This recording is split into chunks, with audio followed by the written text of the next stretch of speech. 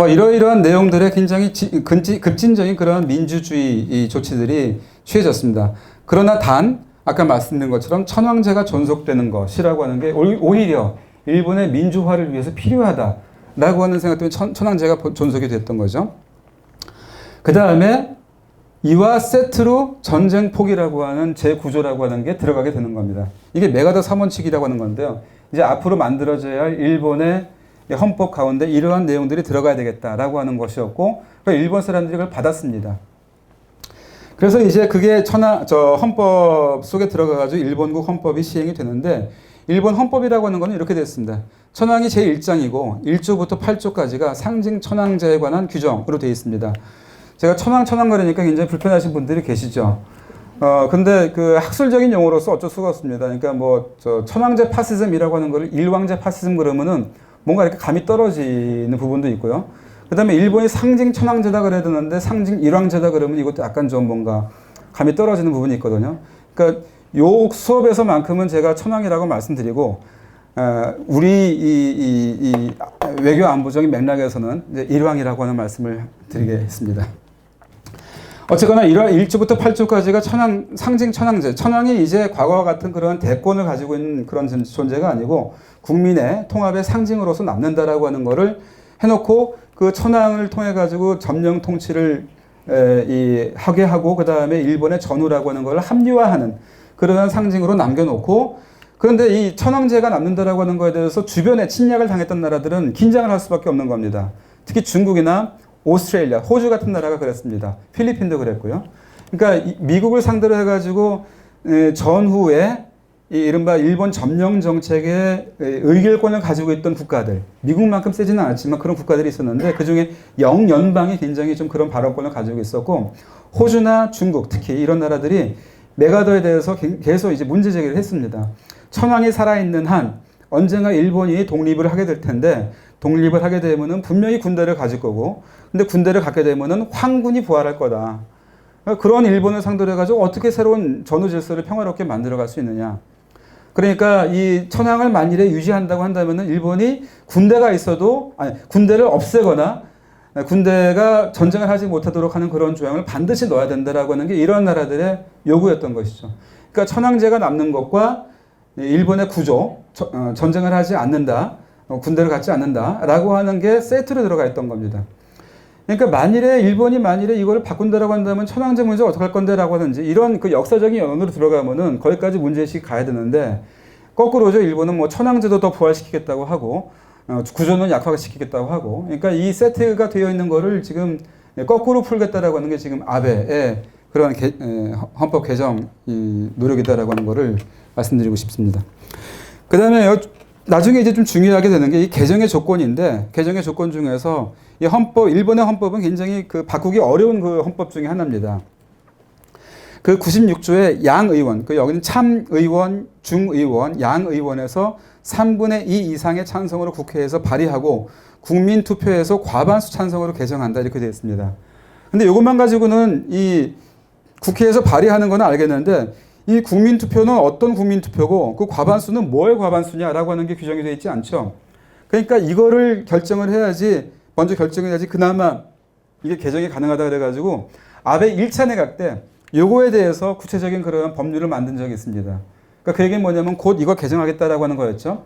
근데 아베 1차 내각 때, 그러니까 2006년도에 나왔을 때 그걸 시도했는데, 지금 2차 내각에 들어와서도 사실은 아직은 일본에서 그런 움직임이 구체화되고 있지는 않다라고 하는 것도 하나의 포인트입니다.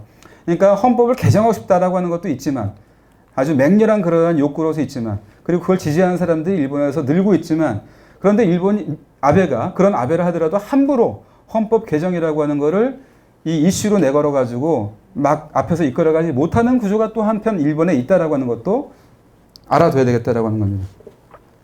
근데 한국전쟁이 발발했습니다. 아까 제가 말씀드린 것처럼. 그러니까 한국전쟁이 터지니까 이웃나라에서 전쟁이 터졌고, 근데 보니까 일본 안에서도 뭔가 혁명의 기운은 있고, 그 당시까지만 해도 공산당, 사회당이랑 굉장히 도덕적인 우위에 있었습니다. 왜냐하면은 일본 군부에 끝까지 저항했던 사람이 일본 공산주의자였기 때문에 이 군국주의가 얼마나 일본을 괴롭혔는가라고 하는 이른바 전후평화주의라고 하는 게 국민들 안에 생성되면서부터 이 공산 공산주의자라고 하는 것이 가지고 있는 도덕적인 우위라고 하는 게 있었고, 이들이 혁명한다 그러면은 일본의 노동자 농민이 막 따라갈 것 같은 그런 기세도 있었습니다. 그러니까 일본의 지도층은 굉장히 이런 점에 대해서 이제 위구하기 시작했던 것이죠. 그러니까 미국도 굉장히 걱정을 하기 시작했고, 그런데 한국전쟁 터지니까 일본에 있던 주둔해 있던 미군은 전부 빼가가지고 일본의 안보는 완전히 텅 비어 있는 그런 상태가 됐는데 혁명도 일어날 것 같고, 그러니까 이거 안 되겠다. 그래서 일본에서 일단 그 일본 안의 안보를 위해서 경찰 예비대라고 하는 걸 그때 만들었던 겁니다. 그게 이제 일본의 자위대의 전신인 거죠. 이른바 이때 재군비를 시작하는 겁니다.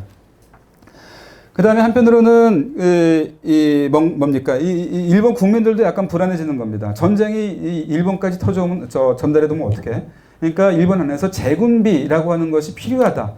헌법 만들어진 지 얼마 되지 않았지만 헌법의 재구조라고 하는 게 이게 문제가 되어서 일본이 재군비를 할 수 있는 그런 가능성은 가져야 되지 않겠느냐라고 하는 게 일본 국민들 안에서 서서히 늘어나기 시작하는 그런 상황이 됩니다. 그래서 이 국민 여론을 보게 되면은 52년 2월, 52년 4월 달에 이 대표적인 그 당시의 대표적인 신문의 여론 조사를 보게 되면은 헌법 개정에 대해서 찬성하는 사람이 반대하는 사람보다 2배 이상이 늘어나는 그런 상황이 만들어지게 되는 거죠. 한국전쟁 시기에 일본이라고 하는 게 바로 이러한 그 그림에서 확인될 수 있는데, 일본은 그 모든 군수 산업이 금지됐었습니다. 근데 한국전쟁 시기에 이 군수 산업이 부활하게 됩니다. 그래서 뭐 전투기도 만들기 시작하고, 근데 이거는 완제품을 갖다가 만드는 건 아니고요. 수리하기도 하고 미국에서 가져와가지고 부품들을 가져와가지고 뭐 조립하는 그러한 식으로 만들어 가는데, 경찰 예비대가 만들어지고 아까 말씀드린 것처럼 해상 자위대가 한반도 주변에서 그러한 그 소해 활동 또는 이 수송 활동 같은 거를 시작하는 그러한 계기가 됩니다.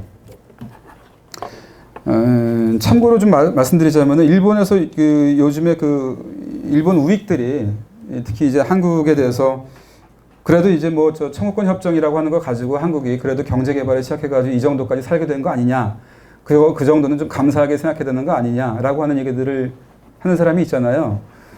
근데 그 청구권 협정이라고 하는 무상 3억, 유상 2억이라고 하는 5억 달러라고 하는 것은 그 원초적인 그런 축적이 언제 이루어졌냐면은 이 시기에 이루어진 거거든요, 사실은요. 한국전쟁 시기에.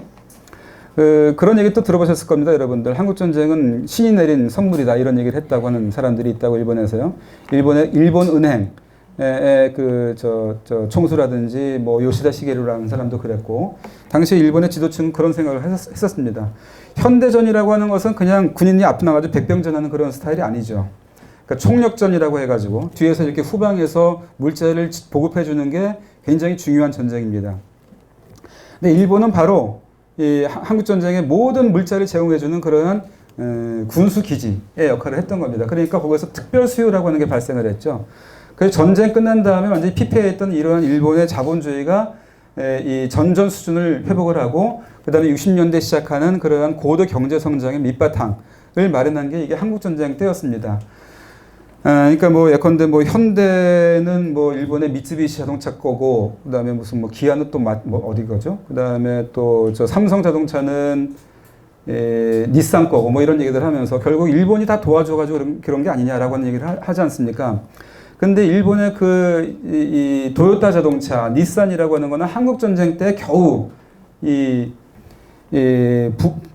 부활한다 그래야 되나? 거의 망해가던 회사인데, 한국전쟁을 통해가지고 트럭 제조하면서 이 미국이 떨어뜨려 놓은 달러를 가지고 그거를 만들어내면서 이 정상 궤도에 오르기 시작했던 그러한 이 회사고요.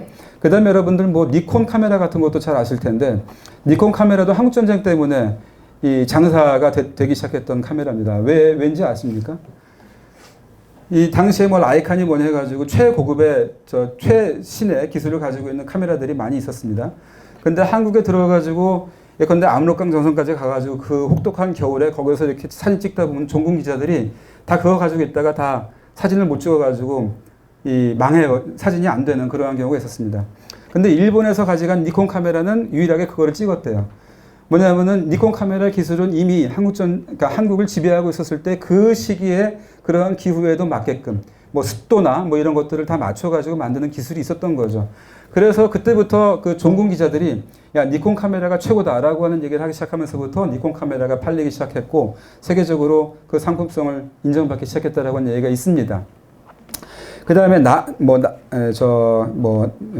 어딥니까? 그 일본의 가장 중부 지방에 있는 나가노현 같은 데서도 이게 굉장히 재밌는 게 이 정밀 기계라고 하는 거는 굉장히 깨끗한 물이 필요한 데서 만들어지거든요. 그러니까 나가노현이 의외로 정밀 기계 산업이 발전한 곳입니다. 근데 그 나가노현의 그 정밀 기계 산업도 전부 한국 전쟁 때 부활했던 그런 지역들입니다. 그러니까 무슨 뭐 렌즈를 만든다라든지 무슨 뭐 시계라든지 이런 식으로 전쟁에서 쓰이는 것들이 전부 일본에서 만들어지면서 일본의 그 기업들이 복구됐다라고 하는 얘기들을 하죠. 뭐 어쨌거나 그런 얘기는 약간 여담이고요. 이게 이제 일본이 한국전쟁 시기에 이 미군 기지가 있었던 그런 상황입니다. 그러니까 이 앞에까지 말씀드리면 이렇게 많은 미군 기지가 일본에 있었던 것이죠. 그리고 해상에서 이게 훈련하는 데까지, 바다까지도 이렇게 전부. 그래서 일본 그러니까 한국전쟁 끝나고서 일본이 강화 독립하는 순간에 미국의 기지가 733개가 있었다 그러나 뭐 그렇습니다. 그러니까 이러한 일본의 기지를 활용을 해가지고 한국 전쟁을 했던 겁니다. 그러니까 이 시스템은 제가 이제 이 일본이 한국 전쟁에서 기지국가의 역할을 함으로써 이 동아시아의 그 한국 전쟁의 동아시아적인 규모로 펼쳐져 있는 이런 전쟁 시스템 속에서 기능하고 있다라고 하는 얘기를 했고 그 이후에 그게 그 헌법 문제라든지 미일 동맹의 문제라든지 이런 것들의 기본을 이루고 있다 이렇게 저는 말씀드리는데 바로 지소미아 문제 같은 것도 이런 데서부터 이 문제를 확인해 볼 수 있죠. 지소미아가 왜 필요한가? 한미일 안보 협력이라고 하는 게 어떻게 이루어지고 있는가? 지금도 유엔사라고 하는 것은 일본에 있습니다. 7개 후방 기지가 있어서 한국에서 만일에 전쟁이 일어나거나 뭐 유사 사태가 일어나면은 일본이라고 하는 그 후방에 있는 7개 유엔사가 기능하지 않으면은 사실은 원활하게 이 작전이 안 되는 그런 상황이 있습니다. 그러니까 한편으로는 뭐 얘기가 좀 앞서갑니다만은 냉전 정전이라고 하는 걸 전제로 성립해서 여기서 세력균형이라고 하는 게 이 강대국 사이에서 있어서 여기서 영영 그 냉전이 벌어지고 이게 신냉전으로 간다라고 한다면은 선택지는 다른 게 없습니다. 한미일 안보로 해가지고 가는 것밖에 없습니다. 근데 그 한미일 안보로 해가지고 이게 이 통제가 안 되는 방향으로 갈 때 어디로 가는가라고 하는 게 우리가 2017년도에 봤던 거 아닙니까? 정전과 냉전이라고 하는 게 동아시아 냉전과 한반도 정전이라고 하는 게 서로 이 상승작용을 일으키면서 전쟁 바로 직전까지 가는 상황. 그 다음에 이 좀 합리적이지 못한 그러한 그 지도부가 나왔을 때 어디까지 갈 것인가라고 하는 트럼프가 나왔을 때 여러분들 뭐 퓨리님 뭐 이런 것들 분노의 화염 뭐 이런 얘기들 여러분들 지금도 기억하시죠?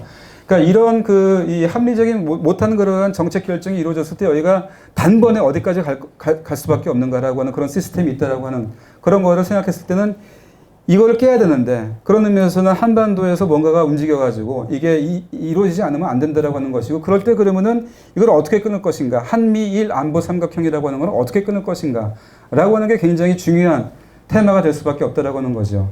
그러니까 한반도 평화 프로세스라고 하는 것은 사실은 이 한국전쟁 시기에 만들어진 이러한 이 눈에 보이지 않는 이러한 구도를 어떻게 하나씩 끊어갈 것인가라고 하는 사실은 굉장히 그 역사적인 층위도 있고 지정학적인 전선에서의 어떤 그 대단히 어려운 그러한 그 문제들을 함께 풀어가야 되는 그런 과정이라고 하는 겁니다.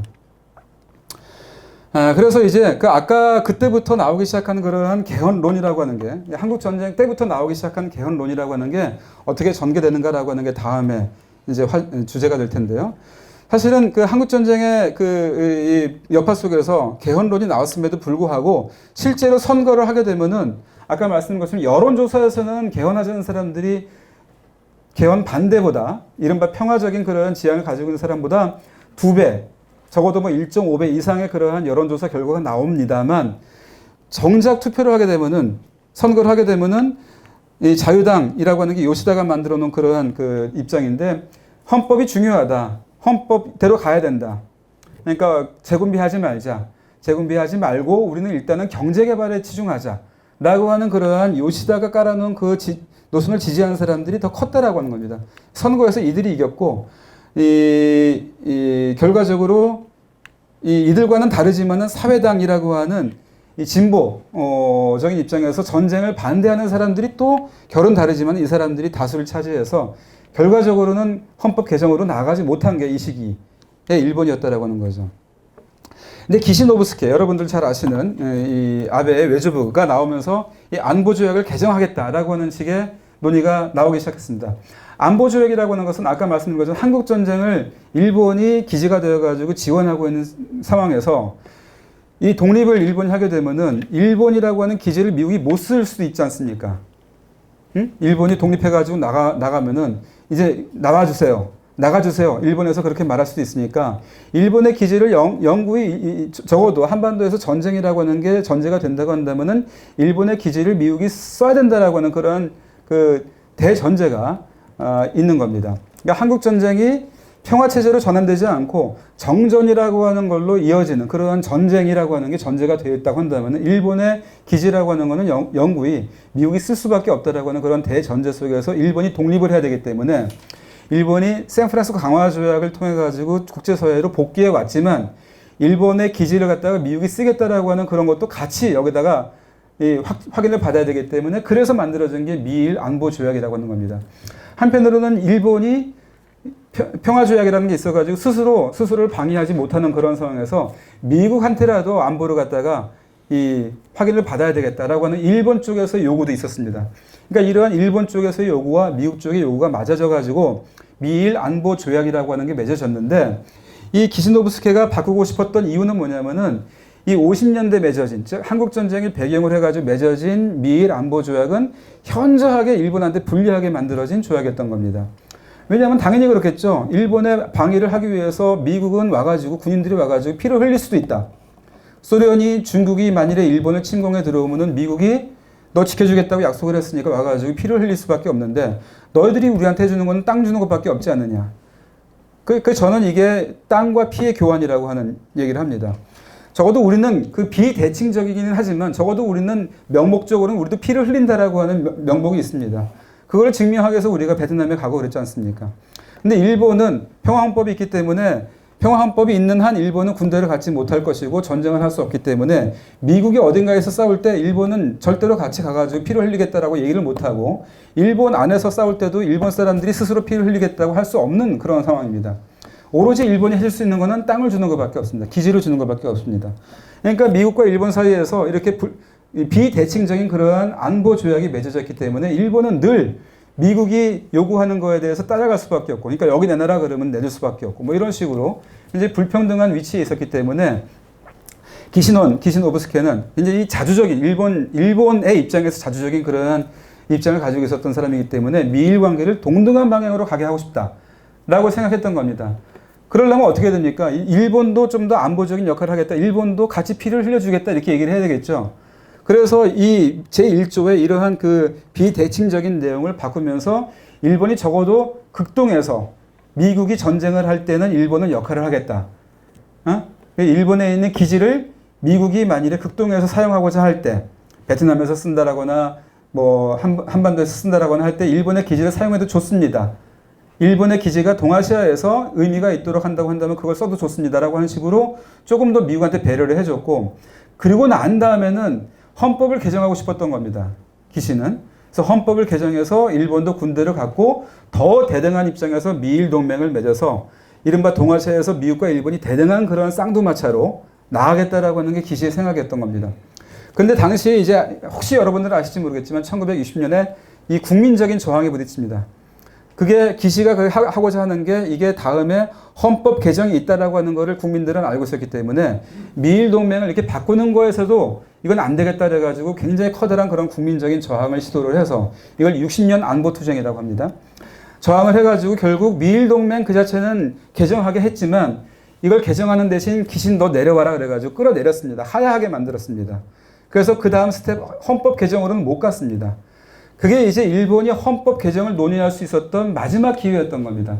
그 다음에 일본은 이케다라고 하는 사람이 나와가지고 이제 헌법 개정 같은 거 얘기 안 할게. 정치 문제 얘기 안 할게. 그러니까 정치 투쟁하지 마세요. 일본이 갈 거는 오로지 경제입니다. 경제 열심히 할게요. 해가지고 그 자민당은 기시 이후의 자민당은 경제만 열심히 했던 그런 나라였던 겁니다. 그래서 경제를 열심히 해가지고 일본이 뭐 세계 제1의 그런, 이건 새로운 사진까지도 주셨네요. 요게 기시고 요게 이제 아베입니다. 아베를 굉장히 그 기시라는 사람이 좋아했대요. 그러니까 아베의 형도 있는데 아베 형은 똘똘했다고 합니다. 근데 그 둘째인 이 아베 신소가 약간 좀 귀여운 데는 더 있었나 봐요. 약간 어리숙하면서. 그러니까 굉장히 뭐 저 품에 안고서 키웠다고 하고, 그러니까 이 기시는 그때 이제 안보 투쟁이라고 하는 것이 할아버지를 끌어내렸다라고 하는 걸 알고 있었기 때문에 이 안보 투쟁했던 바보 같은 놈들이라고 하는 게 원념으로 마음에 쌓여 있는 사람입니다. 그래서 이제 나는 정말 할아버지가 하고자 했던 거를 완수하고 싶어라고 하는 게 사실은 사상적으로 신조로서 있는 사람인 거죠. 이건 조금 이따 다시 말씀드리겠는데 이러한 사상이나 신조만 있는 게 아니고 그에게는 사실은 아까 제가 말씀드린 것처럼 전략이라고 하는 것도 있다라고 하는 것을 말씀드리고 싶어요. 그렇게 해가지고 열심히 일본이 북극으로 등장을 했습니다. 그래서 1985년도에 플라자 합의니 뭐니 해가지고 거기서부터는 일본이 이제 앞으로 막 미국까지도 위협할 정도로, 그래서 여러분들도 혹시 기억할지 모르겠는데 뉴욕에 무슨 땅이 팔렸다 그러면 그 다음날 신문에 나오는 게 뭐 일본의 재벌들이 그걸 샀다. 뭐 소니가 뭘 샀다 그랬죠. 미국의 뭐 영화 뭘 샀다 그래가지고 그런 것들이 거의 매일 연일처럼 신문지에 나오던 시기입니다. 뭐 그야말로 이 우길 승천의 일본이었죠. 그래서 라이징 선이라고 하는 게 다시 미국에서 이 화두가 되고 그랬던 시기였습니다. 80년 말부터 90년대 초까지요. 근데 그 일본이 굉장히 그 좌절을 맛봤던 게 걸프 전쟁입니다. 걸프 전쟁에서 일본은 그 헌법이 있기 때문에, 평화 헌법이라는 게 있기 때문에 모든 국가가 이제 냉전이 끝나가지고 소련이 끝났기 때문에 모든 국가가 다국적군이라고 하는 걸 만들어가지고 세계 질서를 유지하러 그러고 나간다라고 했는데 일본만 거기에 못 갔던 겁니다. 그런데 못 가면서 우리는 못 가니까 사람들을 못 보내니까 우리 돈 낼게 그래가지고 130억 달러라고 하는 어마어마한 돈을 냈습니다. 전비죠. 근데 사실은 미국은 이거 가지고 싸웠던 거예요. 이 돈 가지고. 당시에 미국은 디클라인이라고 해가지고 경제적으로 굉장히 어려운 상황이기 때문에 이거 가지고 싸우면서 미국의 위신을 갖다가 세워가고 있었는데 우리가 돈 대가지고 미국은 위신을 세우고 우리는 돈만 냈고 국제적으로 푸대접을 받아 라고 하는 게 일본 사람들 속에 이제 그 트라우마로 남게 되는 겁니다.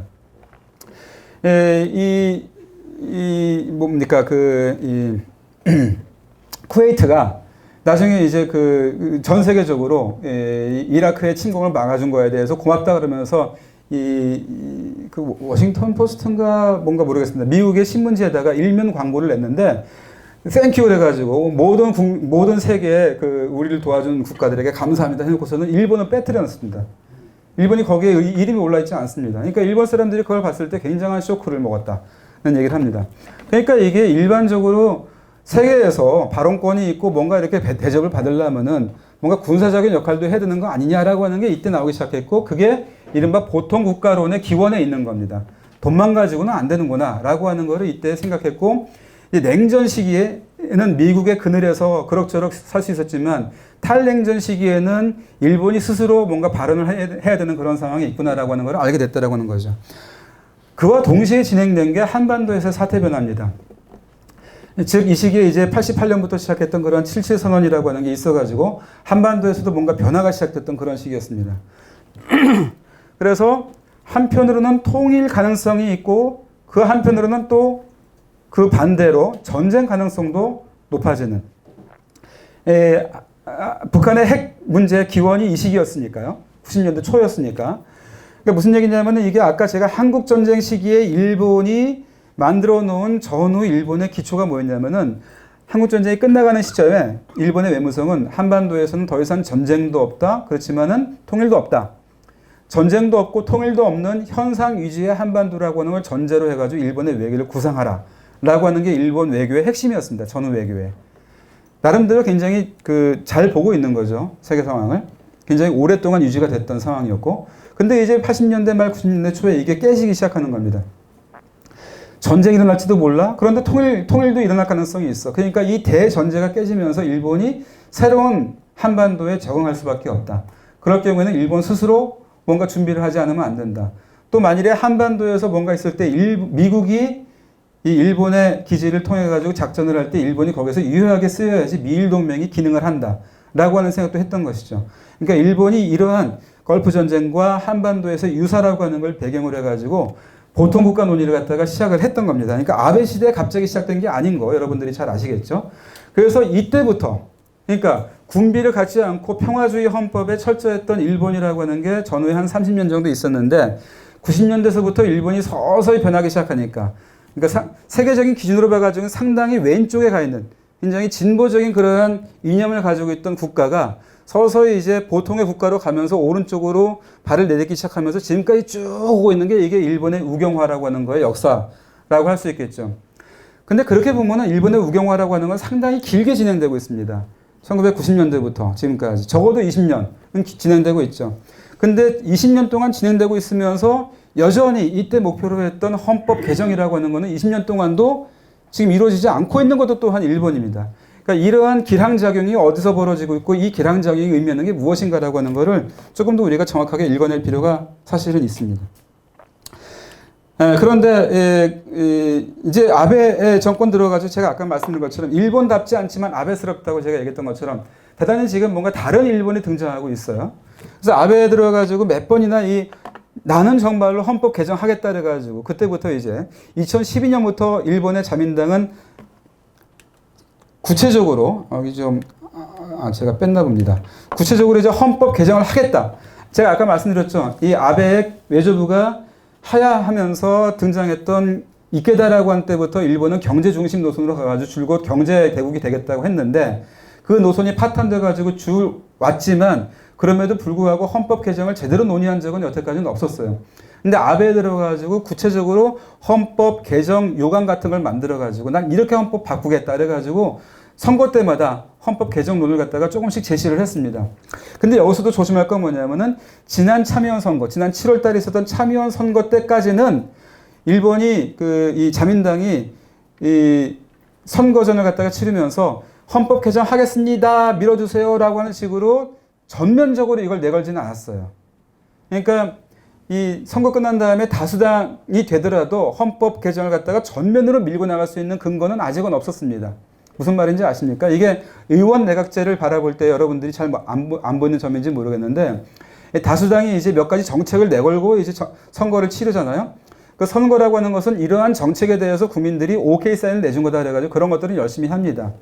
근데 지금까지 아베 자민당이 선거에서 늘 이길 수 있었던 건 뭐냐면은 아베노믹스였습니다. 나 경제 잘하겠습니다. 민주당째 망쳐놓은 그런 경제를 난 다시 일으키겠습니다라고 하는 식으로 아베노믹스라고 하는 경제 정책을 가지고 표를 얻었기 때문에 그거는 열심히 할 수밖에 없지만 헌법 개정이라고 하는 건 공약으로 들어있어도 저 밑에 있다가 이걸 선거 전에 내놓지 않았는데 갑자기 내가 다수당이 됐다. 헌법 개정하겠다. 그러면은 국민들이 그건 내가 얘기한 건 아닌데 그래서 미뤄준 거 아닌데 그래가지고 아베에 대한 반대가 조직화될 가능성이 있었다라고 하는 거죠. 그래서 전면적으로 내지 못했던 겁니다. 일본의 헌법 개정에 관한 여론조사를 보게 되면은 서서히 개정에 대한 찬성론이 줄고 이렇게 늘고는 있지만 이 안반과 같은 여론이라고 사람들이 부르는데 안반, 그러니까 바위 같은 그러한 여론이라고 하는데 한 과반 정도는 늘 반대가 있습니다. 그래서 여기서 마지막으로 아까 제가 말씀드린 것처럼 3분의 2 이상의 중참 양의원에서 발의가 있다 하더라도 국민 투표를 해가지고 절반이 되지 않으면은 과반을 얻지 못하면은 기각될 수밖에 없습니다. 그러니까 생각해 보세요. 만일에 아베가 선거전을 치렀습니다. 근데 헌법에 대해서는 얘기하지 않고 다른 얘기 막 해가지고 했는데 정권을 잡으니까 헌법 개정하겠다 해가지고 막 헌법 개정 막 밀고 갑니다. 그러면 국민들은 이거는 이상하다, 반칙이다 이렇게 생각하겠죠. 그러면은 반대했던 사람들이 조직화될 가능성이 있습니다. 헌법 개정에 반대한 사람들이. 그러면은 헌법 개정했을 때 3분의 2, 3분의 1을 요행에 얻었다 하더라도 발의를 갖다가 통과시킨다 하더라도 국민투표에서 기각이 되지 않습니까? 그러면은 아베가 적어도 아베 재임기에는 다시 그걸 시도하기 힘들 겁니다. 그러니까 아베는 기다리는 거죠. 적어도 헌법 개정에 대해서 절반이 공적으로, 공개적으로 이렇게 지지해 줄 때까지 기다릴 수밖에 없습니다. 그런데 그 선거가 지난 선거에서 이루어졌던 겁니다. 처음으로 헌법 개정하겠다라고 하는 거를 공약에도 내걸고 선거전도 나는 헌법 개정 이번에 하겠습니다라고 하는 거를 선거전에 주요 공약으로 내걸어가지고 막 나가가지고 선거에서 그런 얘기를 했던 겁니다. 그래서 정말로 만일에 이번에 3분의 1을 넘어가면은 어쩌면 정말로 헌법 개정을 막 밀고 나갈 가능성도 있었다라고 봤죠. 그런데 이번에는 헌법 개정에 필요한 3분의 2 의석을 일본 국민이 주질 않았습니다. 그러니까 일본 국민이 또 이 점에서 굉장히 미묘하게 균형을 잡은 겁니다. 헌법 개정 막 나가는 건 곤란하다라고 하는 식으로 국민들, 특히 이제 아베에 반대하는 국민들이 균형을 잡은 거죠. 근데 그 아베가 헌법 개정을 얘기하는 것도 어떻게 얘기하고 있냐면요. 이런 식으로 얘기를 합니다. 이게 헌법 개정과 관련한, 그러니까 헌법 개정이 사실은 여기에 홈페이지를 보여주고 싶은데, 아까 그게 이제 공약집이거든요. 이게 이제 이 사이트에서 보이는 이렇게 밑으로 쫙 이제 내려갑니다. 그래서 스크롤해서 올리면서 보는데, 여기 밑에는 한 대여섯 가지의 공약이 있고 난 다음에 헌법 개정과 관련한 공약은 제일 밑에 있습니다. 제일 아래에 있는 공약이에요. 그런데 그 헌법 개정에 대한 공약도 그림이 어떻게 되어 있냐면은 이렇게 학생들하고 앉아가지고 논의하는 얘기하는 그 장면들이 있죠. 그 다음에 자위대기가 지금 재난 구조를 하고 있는 그런 그림이 있습니다. 헌법 개정에 지금 가장 커다란 이슈로 네 가지가 있습니다. 여러분들 잘 아시는 헌법 제9조, 즉 전쟁할 수 있는 나라 만들겠다라고 하는 게 하나 있고, 두 번째가 긴급 사태에 어떻게 대비할 것인가라고 하는 게 두 번째고, 그 다음에 일본의 선거구제 개혁. 그래가지고 일표의 격차라고 하는 게 굉장히 문제가 많으니까 선거구제를 갖다가 어떻게 개혁할 것인가 라고 하는 게 있고, 마지막으로 일본의 교육 관련 충실을 어떻게 할 것인가 라고 하는 겁니다. 즉 일본이 지금 재정이 없는데, 그래서 교육이 굉장히 피폐해지고 있는데, 이 교육에 어떻게 지금 새로운 재원을 투자해가지고 이 교육을 살려갈 것인가 라고 하는 게 네 번째 중요한 이슈입니다. 그런데 그 중에서 교육 관련해가지고 하는 것처럼 열심히 하는 것처럼 보이는 걸 먼저 보여주고, 여기에는 이 긴급사태에 그 자위대가 대응하고 있는 것만 보여주고 있어요. 그러니까 여기에는 헌법 개정이라고 하면서도 이 사실은 자위대의 이 헌법 구조 개정이라고 하는 거는 살짝 보이지 않게끔 좀 해놨습니다. 약간 좀 이렇게 꼼수죠. 꼼수니까 만일에 이래놓고서는 헌법 개정하는데 그 헌법 제9조부터 바꾸겠다. 그럼 이것도 아마 국민들이 이게 약간 꼼수다라고 하는 식으로 문제를 제기가 드러날 겁니다. 거꾸로 말하면 아베 입장에서 이렇게 꼼수를 쓰지 않으면 안 될 정도로 헌법 개정이 굉장히 어려운 것이다라고 하는 거죠. 그럼에도 불구하고 아베는 포기하지 않을 겁니다. 아마 계속 해나갈 겁니다. 이게 이번 선거 결과인데 3분의 2가 헌법 개정을 할 수 있는 발의 요건의 3분의 2라고 하는 게 모자란데, 제가 거기에 더해가지고 제가 요즘에 많이 강조하고 있는 거는 여기는 지금 그 부분이 없네요. 일본의 참의원 선거제도는 굉장히 복잡하게 되어 있습니다. 그래가지고 중대 선거구제인데 인구 비례에 따라서 하기 때문에 딱 한 명만 선출하는 그런 그 현이 있습니다. 도도부현 중에서. 굉장히 큰 지역에서 딱 한 명을 선출하는 그런 지역이 있는데, 이런 지역 중에서 이번에 반아베라고 하는 거를 명확하게 내걸고 선거전을 치렀던 데가 세 군데가 이긴 데가 있습니다. 오키나와가 미군 기지를 내걸고 싸워가지고 이겼고요. 그 다음에 니이가타에서 원전 재가동이라고 하는 아베의 정책에 대해서 반대한다 그래가지고 싸웠던 데가 이겼고, 아키타라고 하는 데에서 이른바 ND죠. 이 미일 동맹에서 굉장히 중요한 의미를 차지하고 있는 이지스 어시와, 이건 이지스 함대에서 하는 게 아니라 ND를 이제 땅 위에서 하는 건데, 니이가타에다가 그걸 갖다 배치하겠다라고 했던 그런 정책이 있었는데, 이거에 대해서 반대하는 그러한 후보가 이겼습니다. 동북지방과 이 오키나와입니다. 그러니까 아베한테 명확하게 반대라고 하는 그런 입장을 내걸었던 데에서 이겼다라고 하는 거. 1인 선거구제니까 이게 명확하게 아베와 반아베로 나눠지는 거죠. 그러니까 일본에서 그러한 전선이 형성되고 있다라고 하는 얘기를 할 수 있는 겁니다. 그러니까 제가 여기서 그런 얘기를 하는데, 반아베까지 안 간다더라도 일본 안에 지금 아베 피로 현상이라고 하는 게 서서히 지금 나오고 있다라고 하는 겁니다. 그 지금 한국에 대해서 지금 이렇게 하는 것도 지금 아베가 너무 무리하고 있는 거 아니야? 라고 하는 생각이 일본 안에 서서히 지금 나오고 있다라고 하는 거죠. 더구나 재밌는 거는, 아이고, 9시 넘어버렸네요. 조금만 더 해도 됩니까? 죄송합니다. 더 재밌는 거는 여러분들 그 일본 근현대사, 특히 메이지 유신사라고 하는 거를 아실지 모르겠는데, 메이지 유신을 이끌어간 최대의 번이 어디죠? 사조 동맹이라 해가지고 사츠마하고 조슈죠. 사츠마라고 하는 건 지금의 가고시마, 조슈라고 하는 건 야마구치. 아베가 어디 출신이죠? 아베의 선거 기반이, 정치 기반이 야마구치현입니다. 한반도에서 제일 가까운 곳, 시모노세키라고 하는데 여러분들 아십니까? 북한 페리가 가는 곳이죠. 거기가 아베의 지역이거든요. 자기 지역이거든요. 근데 그게 이제 이 쇼오카 손주쿠라고 하는 거 혹시 여러분들 들어보셨는지 모르겠는데 요시다 쇼인이라고 하는 이른바 정한론이라고 하는 것을 처음으로 정식화시킨 그러한 사상가가 있었던 곳이었고 거기에서 메이지 유신의 지사들이라고 하는 사람들을 키워낸 곳입니다. 학이라고 하는 데가 굉장히 유명한 그 관광지이기도 한데 거기에 요시다 쇼인이라고 하는 사람의 개인 이 과외 그룹 같은 걸 만들어 가지고 메이지 유신의 지사들을 키웠는데 그 중에 하나가 막 이토 히로부미 그렇습니다. 가츠라 뭐 이런 사람들이고. 근데 그 역사에 대해서 아베는 굉장한 자부심을 가지고 있어요. 여기가 이제 근대 일본의 출발점이었다. 그게 우리 지역이었다. 우리 할아버지들이 뭐 기시 포함해 가지고 할아버지 이런 사람들이 다 이 지역에서 이러한 그 길을 받아서 큰 사람들이고 나도 그 자손이다. 일본이 지금 약간 쇠락해가고 있었지만은 메이지 유신의 그런 기운을 받아가지고 다시 일어서는 그러한 일본을 만들겠다라고 하는 생각을 가지고 있고 그걸 정치적인 자산으로 삼고 있는 사람이었죠. 그러니까 메이지 유신이라고 하는 게 이 사람의 후광으로 있는 거예요. 아베라고 하는 사람의. 근데 메이지 유신이라고 하는 것은 이 메이지의 사조라고 하는 것은 뭘 쓰러뜨리고 일어난 정치 세력입니까? 막부를 쓰러뜨리고 일어났지 않습니까? 그러니까 막부를 끝까지 지키겠다고 하는 사람들이 누구였던 건지 아십니까? 신선조라고 하는 이름 들어보셨습니까, 여러분? 예. 신선조라고 하는 게 이제 그 막부를 지키는 이 무사들의 그룹입니다. 그러니까 제가 이제 가끔 얘기를 들을 때 아베라고 하는 사람을 설명을 하면서 뭐 무사, 뭐 낭인, 뭐 이런 낭인까지는 좋습니다. 근데 일본의 그 사무라이 정신으로 이 사람 아베가 막 이렇게 돼 있다라고 하는 얘기를 할 때는 약간 위화감을 느끼는 게 이 사람은 메이지 유신이라고 하는 건 약간 그렇지 않거든요. 일본의 정말로 사무라이 정신을 가지고 있던 사람들은 이 신선조에 모인 사람들이에요. 그 주군을 위해서 자기의 모든 걸 바치겠다라고 하는 그런 의리를 가지고 살아가는 사람들이었고, 이른바 일본의 기사도 정신을 체현하고 있는 이 사무라이 그룹은 신선조에 모였던 사람들입니다.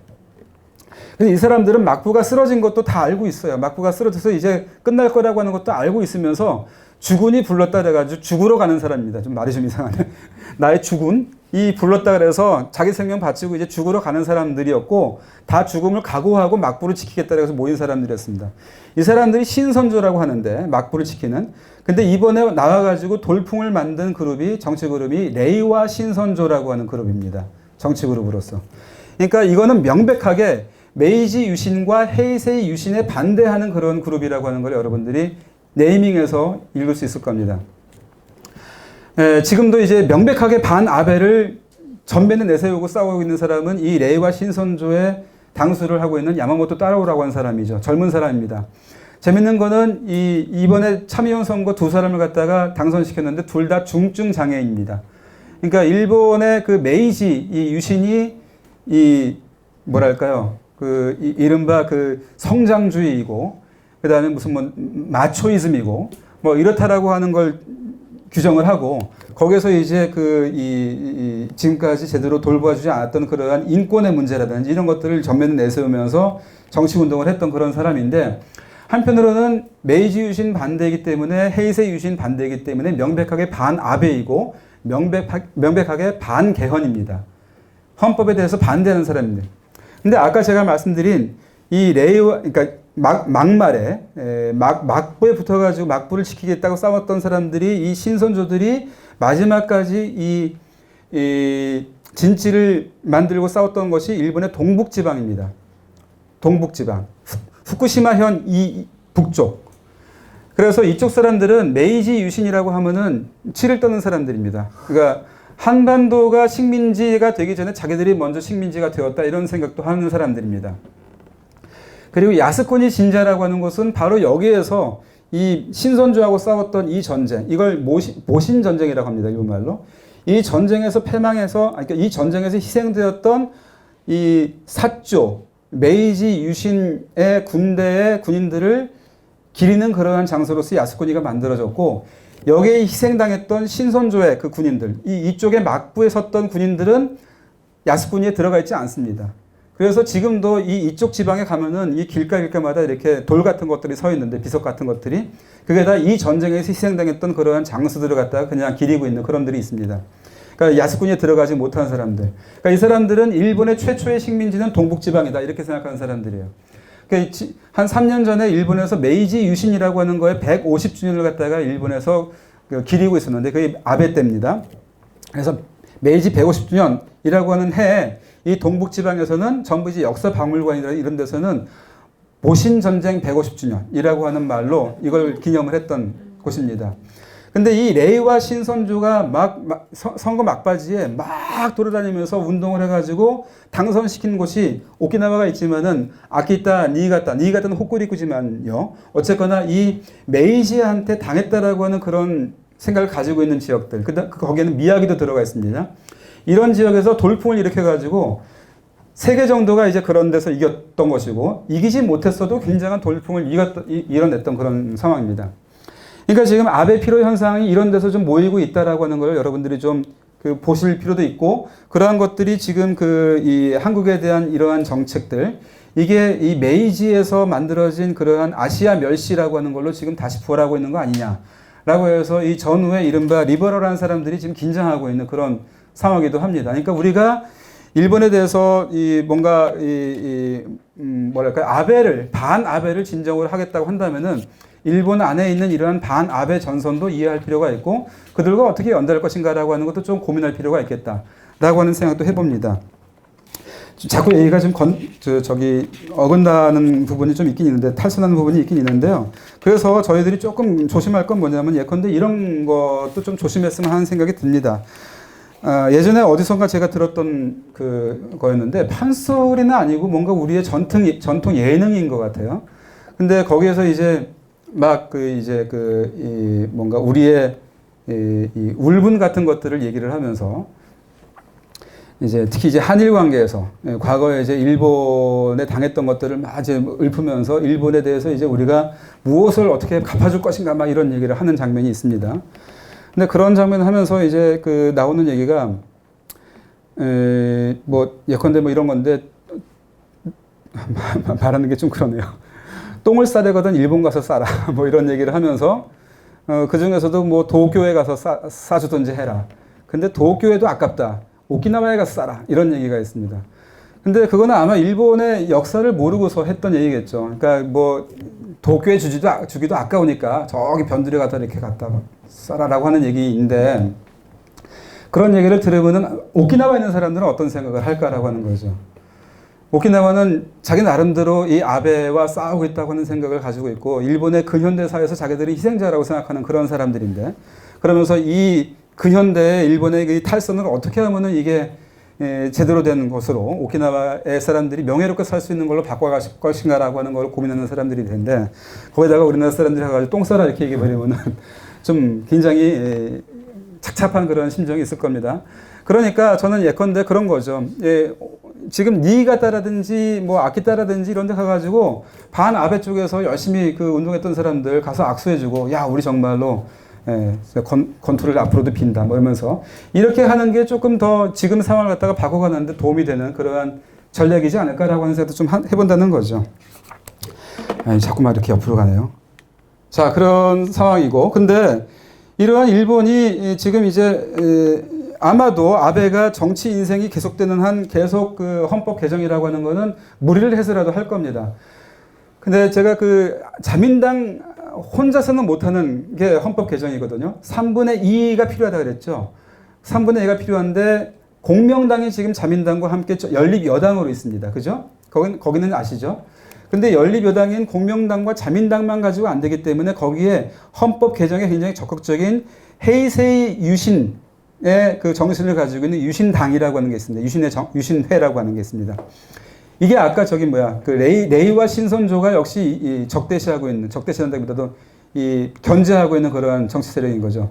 메이지 유신, 헤이세이 유신, 그래가지고 유신회, 헌법 개정이라고 하는 것 갖다가 정치적인 목적을 하고 있는 그러한 정치 그룹인데, 이 유신회라고 하는 것도 같이 이렇게 가지 않으면 3분의 1을 갖다가 만들지는 못해요. 근데 공명당이라고 하는 것은 이데올로기적으로 공산당이 싫지만 그렇지만은 서민들이 뭔가 이렇게 잘 됐으면 좋겠다. 평화지향적인 그런 정당입니다. 공산당이 아닌 평화지향 서민 중심 정당이 공명당입니다. 그러니까 공명당은 아까 헌법 개정 중에서 교육 충실화라고 하는 게 요구 조건 들어있는데 교육 충실화라고 하는 요구 조건을 낸 게 이게 그 공명당입니다. 헌법 개정한다면 이런 것부터 먼저 해라라고 하는 얘기를 하는 거죠. 근데 한편으로는 유신 정당이라고 하는 거는 헌법 개정도 해야 되겠지만은 그 중에서도 지금 나와 있는 것처럼 이렇게 약하게 뭐 자민당이라고 하는 자위대를 보유할 수 있다라고 하는 거를 한 줄 넣는다라고 하는 그러한 뭐랄까요, 그 카모프라지 같은 그러한 헌법 개정이 아니라 일본이 정말로 제대로 된 군대를 갖고 그 전쟁도 할 수 있는 그러한 권한이 있다라고 하는 걸 갖다가 넣자라고 하는 식으로 자민당보다 훨씬 더 오른쪽으로 가 있는 정당입니다.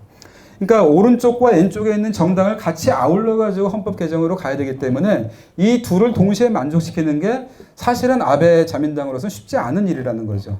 공명당을 만족시키려면은 이 유신 정당이 이게 우리하고는 맞지 않는다고 튕겨져 나가고, 유신 정당이라고 하는 거를 만족시키려면은 공명당이라는 게 우리는 그렇지 않다라고 해서 튕겨져 나가고, 지금도 계속 아베가 여러분들 이제 그 일요일마다 일본에서는 이게 토론회가 벌어지는데 저쪽에 사회자가 이렇게 앉으면 이쪽으로 여당이 앉습니다. 그래가지고 자민당과 공명당이 앉습니다.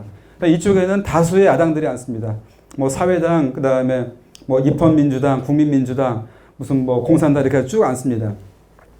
그래서 가끔 가다가 이제 헌법 개정 문제, 이번에도 선거 국면에서도 그런 장면이 있었는데 헌법 개정에 대해서 어떻게 생각합니까? 그러니까 이 자민당 쪽에서 나온, 그때는 아베는 아니었어요. 간사장이 나와가지고 하는 얘기가 우리는 진지하게 이번에는 공약도 내걸었고 진지하게 한번 해보려고 한다.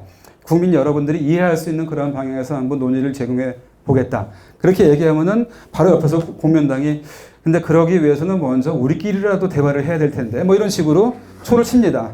그러니까 그러한 공명당을 만족시키려면은 상당히 어려운 그런 퍼즐을 맞춰가야지 돼요. 그러니까 상당히 어려운데 그럼에도 불구하고 그렇게 나갔다고 치더라도 국민들이 어떻게 될지 모르는 상황에서 과연 어디까지 갈지라고 하는 게 사실은 일본 정부가 안고 있는 고민인 거죠. 아베 정부가 안고 있는 고민인 거죠. 그 다음에 그래가지고 만일에 군대를 만들었다 칩시다. 근데 일본이 정말로 안고 있는 정말 구조적인 문제는 뭐냐면은 도저히 만회할 수가 없는 소자 고령화의 경향입니다. 이거는 뭐 동북아시아가 다 그렇습니다. 한국도 그렇고 중국도 그렇고요. 근데 일본도 이러한 상황으로 가고 있는데 이게 의미하는 게 뭐냐면은요. 이 사회보장비의 급격한 증가입니다. 여러분들 단기 세대라고 들어보셨나요? 전쟁 끝나자마자 태어났던 베이비 부머들, 1947, 8, 9년도 이렇게 태어났던 사람들. 이 사람들이 지금 이제 막 이 75세 이상으로 막 올라갑니다. 그러니까 65세 이상과 75세 이상이라고 하는 거는 엄청나게 다른데 65세 이상에 들어가는 사회보장비하고 75세 이상으로 들어가는 간호나 사회보장비라고 하는 거는 2배 이상 듭니다. 그러니까 이렇게 덩어리로 지금 노인화되는 사람들이 75세 이상으로 올라가면은 일본의 재정이 감당할 수가 없는 그런 위기 상태로 지금 들어가는 거죠. 우리도 조금 이제 그렇게 들어가는데요. 근데 그러한 엄청난 그 사회보장비를 감당을 해야 되는데 지금도 일본은 재정 적자 허덕입니다.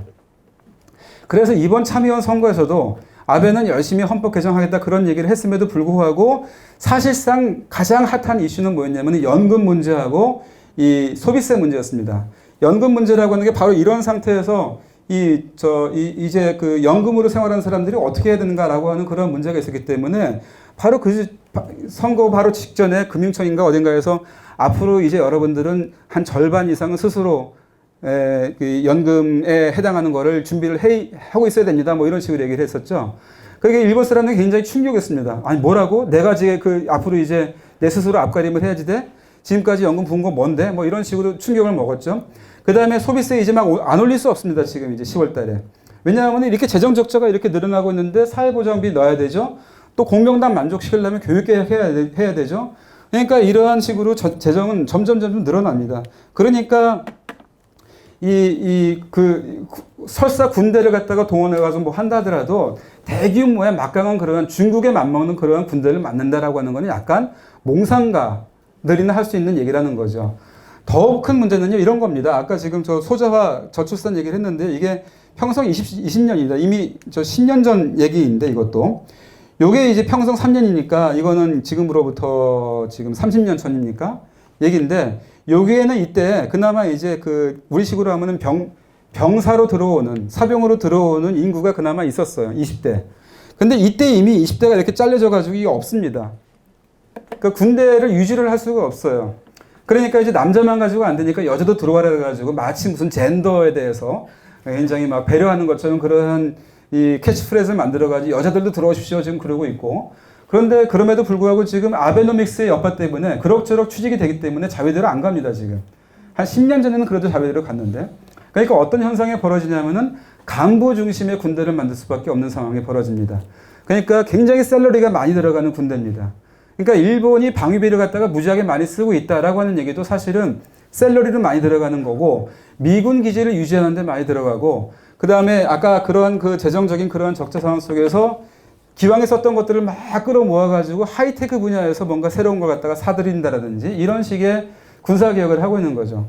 그러니까 제가 드리고 싶은 말씀은 뭐냐면은 일본이 이런 걸 봤을 때 아베가 아까 말씀드린 것처럼 그런 그 할아버지 때부터의 그런 이 꿈을 가지고 있어가지고 그걸 해보겠다라고 하는 심성은 있지만 그게 이제 신조이기도 하고 그런 사상이 있지만 이 사람은 그것만 가지고 가는 사람이 아니라서 약간 똘똘한 부분도 남아있어서 전략가들이 하는 얘기도 듣는 사람이란 얘기죠.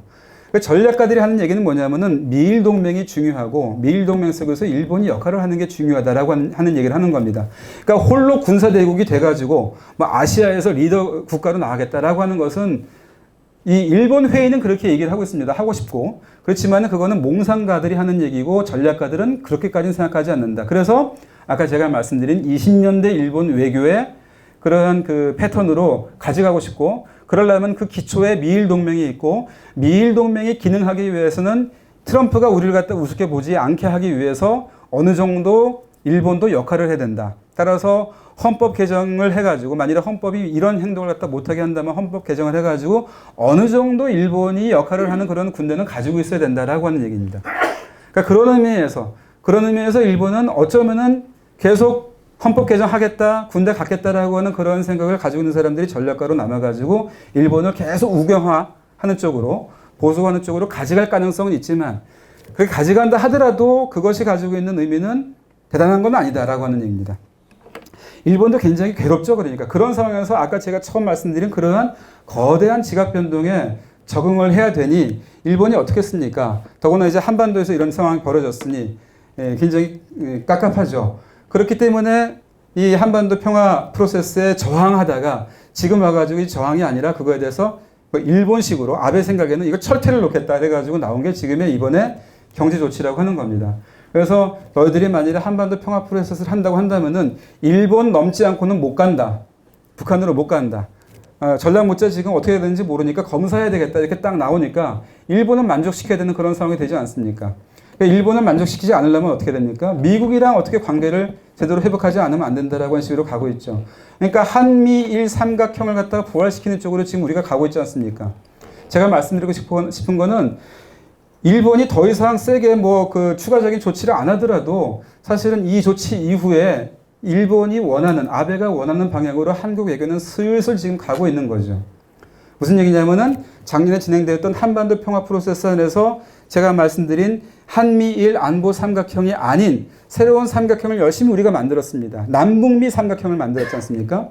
그래서 이걸 상대화시키면서 이쪽으로 지금 자장을 많이 이끌고 갔는데 지금 아까 그 말씀드린 그러한 아베의 그런 조치가 나온 이후로 우린 미국이 너무 중요하고 그래서 미국으로 하여금 일본을 설득하게 하려고 하고 있고 그러니까 무슨 자장이 지금 되살아나고 있는 거죠? 한미일 안보 삼각형이라고 하는 게 지금 되살아나고 있는 그런 상황으로 가고 있는 거죠. 그러니까 아베가 생각했던 그런 방향으로 서서히 지금 가고 있는 겁니다. 근데 제가 처음 말씀드린 것처럼 이대로 가면은 우리는 깝깝하죠. 제 생각엔 그렇습니다.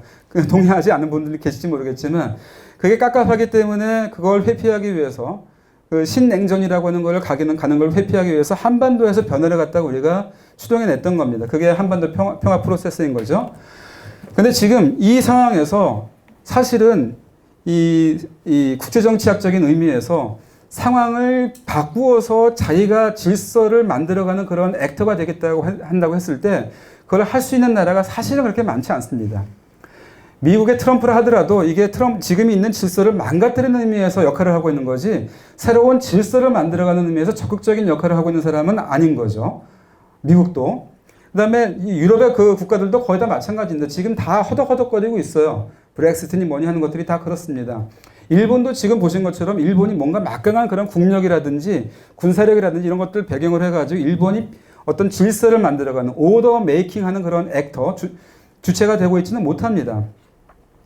그런데 이 상황을 확실하게 바꿀 수 있는 거는 가능하기만 한다면은 한국과 북한입니다. 사실은 현상을 변경시킬 수 있는 게 통일이라고 하는 것이니까. 옛날 같으면은 군사력을 가져와 가지고 남의 나라 막 저벅저벅 들어가서 거기를 내 땅으로 만들고 거기에서 부를 이끌어 와 가지고 부를 축적해 나가면서 뭔가 할 수 있는 그런 가능성이 있었습니다. 그렇지만은 지금은 아무리 뭐 그렇다 하더라도 지금 그런 제국주의적인 일방적인 그런 행동을 할 수 없는 그런 상황이기 때문에 미국이라 하더라도 중국이라 하더라도 러시아라 하더라도 뭐 중국 러시아가 뭐 혹시 그런 그 일방적인 외교를 할 가능성도 있습니다만 아직은 미국이라는 존재도 있고 그렇기 때문에 누군가가 먼저 일어나가지고 새로운 질서를 만들기에는 사실은 쉽지 않다라고 하는 게 저의 생각입니다. 그럼 누가 할 수 있느냐? 여기에서 새로운 질서를 만들 수 있는 건 누구냐? 국력은 그렇게 크지 않지만 임팩트, 뭔가 여기서 상황을 바꿈으로써 거기에서 나오는 어떤 위치 에너지 같은 걸 가지고 이 질서를 갖다가 바꾸어 나가는데 이니셔티브를 질 수 있는 거는 한국과 북한일 것입니다. 그래서 한국과 북한이 여기에서 만들어낸 이 변화가 사실은 미국도, 일본도, 중국도, 러시아도 어떤 의미에서는 작년에는 끌어왔던 겁니다. 그러한 그 외교가 있었는데 그 외교가 지금 주춤하고 있는 상황에서 지금 한미일 안보 삼각형으로 다시 돌아가고 있는 게 지금의 상황이다라고 하는 것을 말씀드리고 싶고, 그런 의미에서 우리가 신한반도 체제로 갈 때 일본을 어떻게 끌어올 것인가라고 하는 게 굉장히 우리한테는 커다란 주제일 것이다라고 하는 겁니다. 그런 의미에서는 저는 일본에 대한 그런 정책이라고 하는 것은 이 전략과 전술이라고 하는 면에서 한일 관계는 전술적인 의미에서 의미를 갖는다. 남북 관계가 전략이다라고 하는 관계를 좀 이렇게 이해했으면 좋겠습니다. 우리 정부도 그렇고 국민들도 그렇고. 지금 상황은 한일 관계를 지렛대를 써가지고 질서를 바꿀 수 있는 상황이 아니다. 우리에게는. 일본과 전쟁해가지고 이겨가지고 질서를 갖다가 우리 걸로 만들어갈 수 있는 상황이 아니다라고 하는 겁니다. 저는 우리가 이니셔티브를 쥐고 여기서 새로운 질서를 만들 수 있는 것은 남북한 관계를 움직여서 거기에 일본이 끌어오도록 하는 그런 질서를 만들어가는 것이기 때문에 한일 관계가 아니라 남북 관계를 어떻게 할 것인가라고 하는 게 가장 중요한 우리의 최고의 옵션이 되어야 된다. 정책 과제가 되어야 된다라고 하는 것을 강조드리고, 그런 상황 하에서 전술적으로 택틱으로서의 일본 문제를 갖다가 다루는 게 필요하지 않을까라고 하는 생각을 합니다. 그게 1998년부터 2002년까지 한국 외교가 가장 뭔가 이렇게 동아시아에서 새로운 질서를 만들어가면서 한국 외교가 이니셔티브를 쥐고 있었던 김대중 대통령 시기, 즉 한일 공동선언 만들고 남북 공동선언 만들고 북일 공동선언을 이끌어내고, 그 다음에 한중일 플러스 3, 죄송합니다. 아세안 플러스 한중일이라고 하는, 아세안 플러스 3라고 하는 걸 기능하게 만들어가지고 하노이에 가가지고 동아시아 공동체라고 하는 걸 정치 일정을 올려가지고 동남아시아의 다자주의와 동북아시아의 다자주의를 갖다 합쳐가지고 이 지역에서 동아시아 지역주의라고 하는 걸 만들어가고 이러했던 외교라고 하는 게 있었죠. 근데 거기에서 한일 관계에 대해서 98년도에 그 공동선언을 이끌어냈던 그 정신은 뭐냐면은 2000년도에 북한으로 간다라고 하는 생각이 있었기 때문입니다. 남북한에서 뭔가를 한다라고 하는 생각이 있었기 때문에 사전 정지 작업으로서 한일 관계를 갖다 다루었던 겁니다. 그래서 정말로 우리가 남북관계에서 새로운 질서를 만들어서 이 지역에서 우리가 살 수 있는, 우리가 명예롭게 살 수 있는 그러한 질서를 우리의 주도권으로 만들어 가려고 한다면은 북한과 한국과의 관계를 이끌어 가야 되는 것이고, 그게 주고 한일 관계는 거기에 종이다라고 하는 생각을 갖지 않으면 안 될 것이다라고 하는 말씀을 드리면서 마치도록 하겠습니다. 이상입니다.